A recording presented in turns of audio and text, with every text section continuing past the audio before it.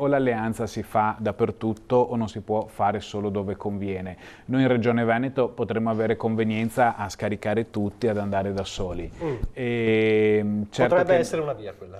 Ma potrebbe essere una via se localmente scopriamo che Fratelli d'Italia ci sono i vari scienziati in ogni comune che pensano che devono candidare il loro contro il nostro perché devono avere un assessore in più, un presidente del consiglio in più, qualche carega in più. Noi chiediamo un'alleanza organica in tutti i comuni. Certo è che devo esprimere anche così quello che sento nella base tra i militanti sostenitori della Lega, che un'eventuale corsa da soli sarebbe anche molto apprezzata e molto sentita da quelli che sono i nostri militanti sul territorio, i consiglieri comunali, i sindaci che formano la Lega.